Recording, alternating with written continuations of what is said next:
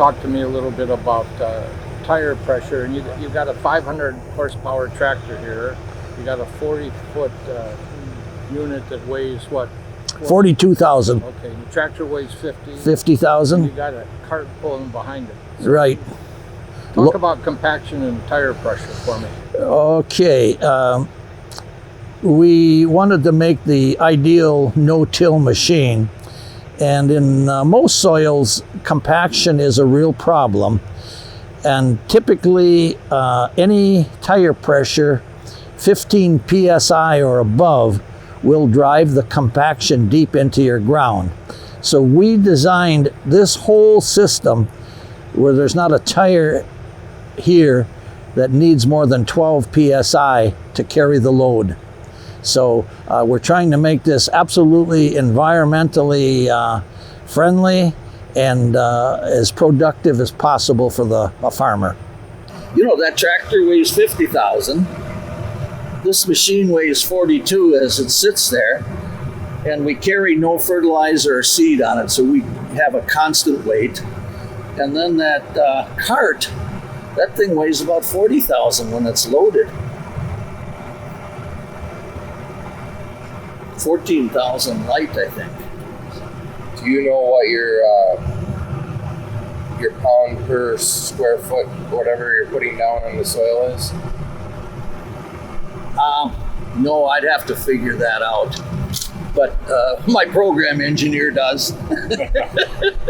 Because I told him in the tire selection and everything else, I said, I don't want more than 12, 13 PSI anywhere. Have you thought about with using a quad track or something like that? Yeah, I originally was looking at quads, and the downside of quads is just turning those quad tracks, you're going to suck up about 80 horsepower, about 20 horsepower a track. So now you need a bigger engine.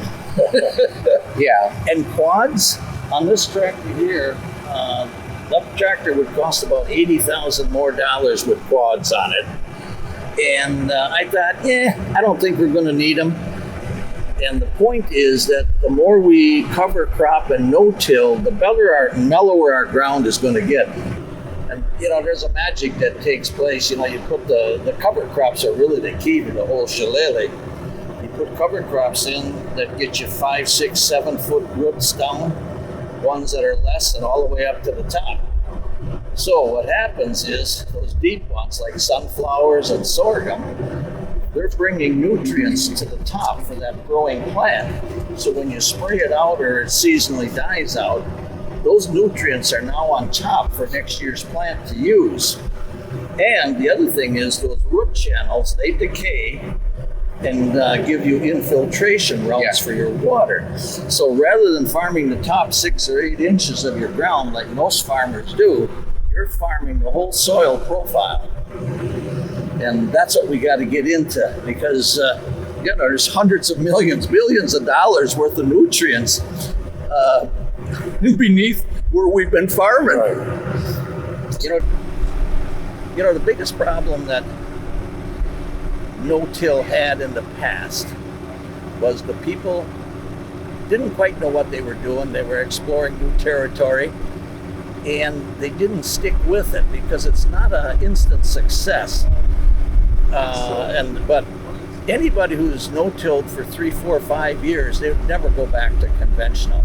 And I think the other problem was all the no-till equipment was kind of cobbled up. They put some weight on it. Right. And nothing was ever heavy enough to really do the job properly. And it was never configured properly. The less things you have penetrating the ground, the easier it is to no-till and the better it is. And, you can't get any simpler than a vertical coulter and 2 little shoes sliding along beside it.